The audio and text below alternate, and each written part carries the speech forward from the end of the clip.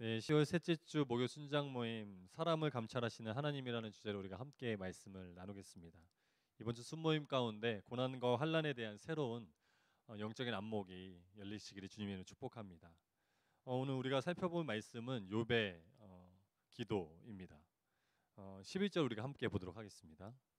그러므로 내가 입을 다물지 못하겠습니다. 내 영이 이렇고 고통을 받으면서 말하고 내 영이 이렇게 쓰라려 하면서 원망할 것입니다. 아멘. 지금까지 욥은 많은 시험의 고통을 잘 인내해 왔습니다. 그러나 이제 시험의 끝에 결국 인내의 한계에 다다르게 된 것이죠. 네, 결국 내가 입을 다물지 못하겠습니다라는 구절을 통해서 이제는 내가 하나님께 반박하기를 원한다라고 이야기하고 있습니다. 결국 욥의 인내는 한계에 다다른 것으로 보여지고 있죠. 그동안 끝까지 입술의 범죄함을 경계하였던 그런 믿음을 지켰던 그 믿음이 한순간에 무너지는 순간입니다. 그렇다면 무엇이 욥의 믿음을 무너뜨린 것인가? 오늘 본문 말씀을 살펴보면 나라는 단어가 굉장히 많이 사용되는 것을 볼 수가 있는데요. 나 자신이 처한 환경과 상황을 바라보니 지금까지 지켜왔던 믿음이 한순간에 무너졌다라는 겁니다.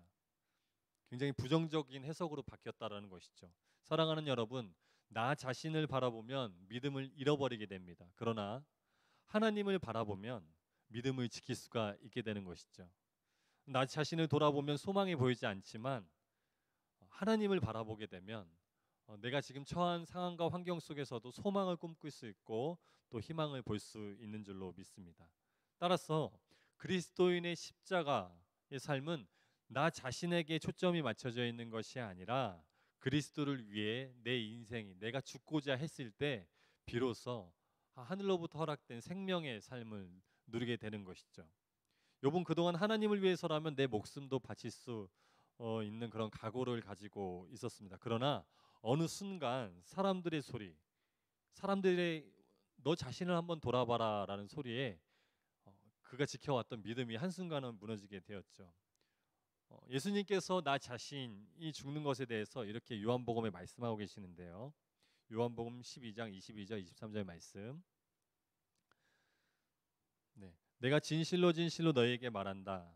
밀알 하나가 땅에 떨어져 죽지 않으면 한 알 그대로 있고 죽으면 많은 열매를 맺게 된다. 자기 생명을 사랑하는 사람은 잃을 것이요 이 세상에서 자기 생명을 미워하는 사람은 영원히 그 생명을 보존할 것이다. 아멘. 여러분, 날마다 내가 그리스도를 위해 어떻게 죽을지 고민하시고 살아가시기를 주님의 이름으로 축복합니다. 계속해서 12절과 14절 말씀을 보겠습니다. 12절과 14절. 내가 바다입니까? 아니면 바다의 괴물입니까? 주께서 왜 나를 감시하십니까? 내가 내 침대가 나를 편하게 해주겠지. 내 보금자리가 내 원망을 받아주겠지 하면 주께서는 꿈속에서 두렵게 하시고 환상으로 무섭게 하십니다. 아멘. 이 구절을 살펴보면 욥의 상황은 우리가 생각했던 것보다 훨씬 그 이상으로 큰 고통을 당하고 있었던 것으로 보입니다.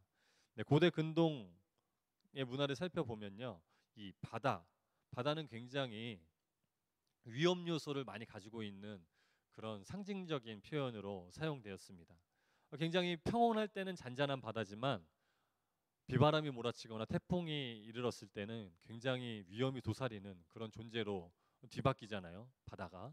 그것처럼 그런 가변성을 놓고 사람이 어, 하나님 아버지 앞에 선한 행실로 인해서 굉장히 선한 영향력을 펼칠 수도 있지만 때로는 악의 도구가 되어서 굉장히 그 악한 도구로 사용되어질 수 있다라는 그런 상징적인 의미를 바로 내가 바다입니까? 바다의 괴물입니까? 라고 이야기한 것이죠.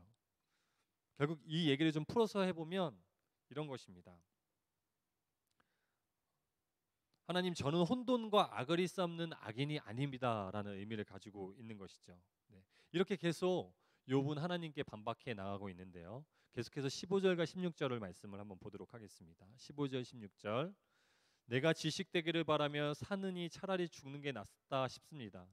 나는 사는 게 싫습니다. 영원히 살 것도 아닌데 나를 혼자 내버려 두소서. 내 인생이 허무하기 짝이 없습니다. 아멘. 계속되는 시험으로 인해서 결국 욥의 입술은 범죄를 저지르게 되고 하나님에 대한 그 비방한 마음과 냉소적인 태도가 극에 다다르게 되는 것이죠. 자신에게 허락된 생명과 그런 모든 삶을 걷어가 달라고 이야기하고 있습니다. 물론 극심한 고통으로 인해서 인생에 어떠한 그런 희망도 잡을 수 없는 그런 상황이기 때문에, 이런 미련도 없기 때문에 이런 처절한 불평을 저지른 것으로 보입니다. 그러나 여러분, 우리의 인생의 주관자는 하나님이라는 것을 기억하시기 바랍니다.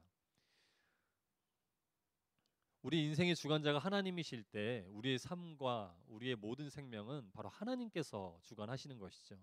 만약 내 인생을 내 것이라고 생각했을 때는 그 인생을 주관할 수 있는 여지가 나에게 있는 것입니다. 하지만 하나님께 우리의 삶과 생명이 달려 있을 때는 전적으로 이 모든 것들이 하나님께 속해 있는 것입니다. 마찬가지로 욥의 인생도 결국 하나님의 것이라는 거죠. 그러나 욥은 인생의 주인이 자신이라고 여기고 하나님의 일을 방해하는 언행을 저지르고 있습니다. 현재 욥의 언행을 한번 우리가 살펴보면요, 이 시간적인 배경으로 살펴보면 하나님께서는 지금 욥을 변론하고 계시고, 그리고 사단은 욥의 이런 모든 악한 행동들을 참수하고 있는 그런 상황입니다. 그렇기 때문에 욥의 고백과 욥의 인생의 방향성이 곧 하나님께 영광이 드러날 수 있는 그런 상황인 것이죠. 하지만 이 욥은 이런 자신에게 처해져 있는 그런 여러 가지 어려움과 환난, 그런 어려운 상황들로 말미암아 굉장히 하나님의 일을 방해하고 또 자신의 인생을 가로막는 언행을 일삼고 있습니다. 네. 여러분, 욥의 고난이 단지 개인의 문제 인생입니까? 그렇지 않습니다. 본문은 창조주 하나님과 공중거센 잡은 자의 대화를 놓고 다루고 있잖아요. 그것처럼 철저히 하나님께서 우리를 신뢰해 주시는 것처럼 우리 또한 하나님을 신뢰하고 끝까지 의지하며 믿음에 서서 굳건히 나아가야 할 줄로 믿습니다.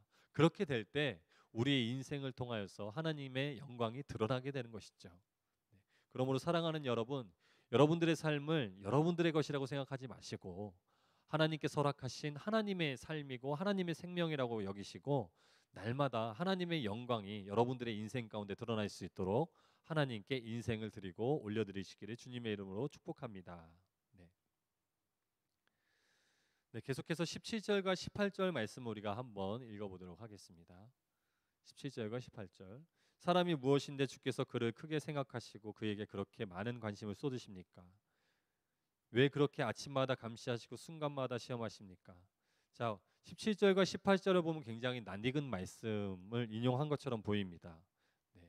17절은 시편 8편의 내용과 굉장히 흡사하고요. 그리고 18절은 예레미야 애가에서 나오는 3장에 언급되어진 말씀과 굉장히 흡사합니다. 이 시편과 예레미야 애가에서 사용되었던 이 고백들은요, 날마다 날마다 환난과 어려운 고통 속에 있다 할지라도 우리의 이런 어려움 속에서도 우리의 생명을 지켜주시는 하나님께 내가 감사하다라는 표현으로, 감사의 표현으로 이 언행을 사용했어요. 그러나 욥은 오늘 이 시간 바라보고 있는 우리 욥의 고백을 보면 정반대의 고백을 하고 있는 것이죠. 굉장히 상반된, 예레미야와 또 시편 기자와는 상반된 의미로 17절과 18절 말씀을 사용하고 있습니다. 네. 예레미야 애가 3장 22절 23절 말씀 한번 볼까요? 네. 여호와의 인자와 긍휼이 무궁하심으로 우리가 진멸되지 아니함이니이다. 이것들이 아침마다 새로우니 주의 성실하심이 크시도소이다. 네, 이처럼 제가 말씀드린 대로 예레미야는 바벨론 포로기 시대에 날마다 날마다 그 포로 생활, 어려운 힘든 시기 속에서도 끝까지 하나님께서 아침마다 새로운 생명을 허락하심에 감사한 고백을 했죠. 그러나 욥은 자신에게 주어진 시험으로 말미암아 자신에게 매일매일 주어진 이 생명을 거두어 달라고 이 불평의 목소리로, 냉소적인 반응으로 사용하고 있다라는 거죠.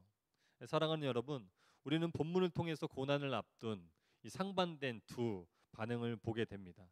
시편 기자와 예레미야서의 기자의 모습과 욥의 모습은 굉장히 상반되어 있는데요.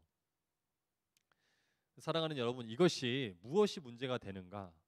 이들은 왜 동일한 고백을 하면서도 서로 상반된 그런 의미를 전달하게 되는 것인가 생각해 보면, 바로 인생의 주인이 누군가 주관자가 누군가인 것에 따라서 그 말씀의 해석이 달라진다라는 것이죠.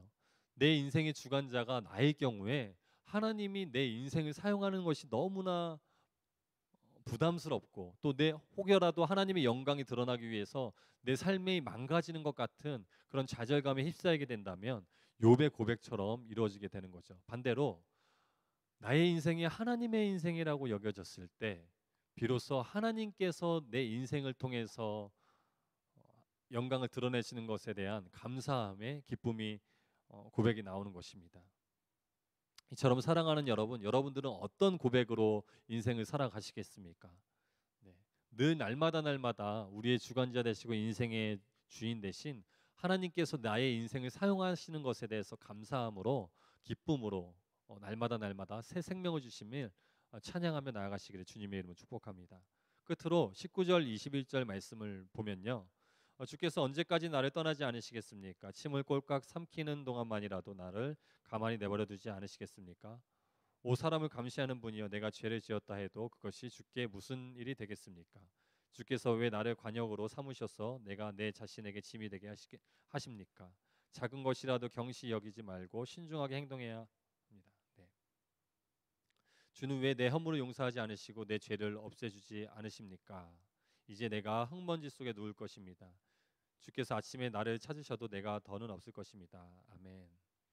결국엔 20절과 22절을 살펴보면 내가 죄를 지었다 해도 그것이 주님께 무슨 일이 되겠습니까? 또는 21절에 내 허물을 용서하지 않으시고 내 죄를 없애주지 않으십니까? 라는 이야기를 볼 수가 있는데요.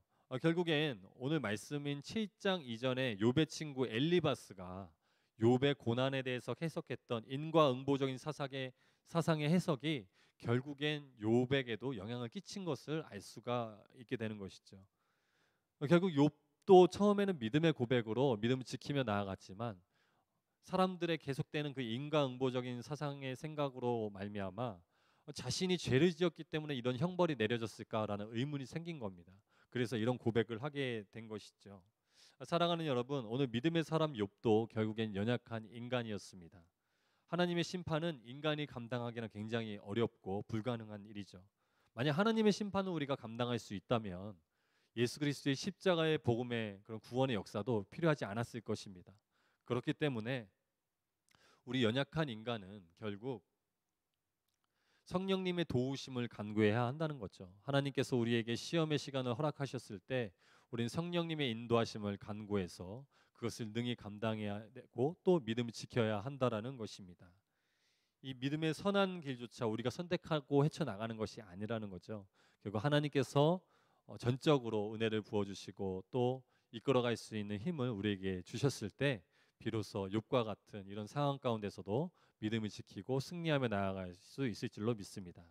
네, 이것으로 오늘 10월 셋째 주 순장 말씀을 마치도록 하겠습니다. 여러분들의 순모임 가운데 욥의 고난에 대해서 새로운 그런 해석으로 지금 고난 가운데 처해 있는 여러분들의 인생을 단지 불평불만하지 마시고 하나님께 감사함으로, 그리고 하나님께서 우리를 신뢰해 주셨던 것처럼 하나님을 끝까지 신뢰하며 믿음의 선한 싸움을 싸우시기를 주님의 이름으로 축복합니다.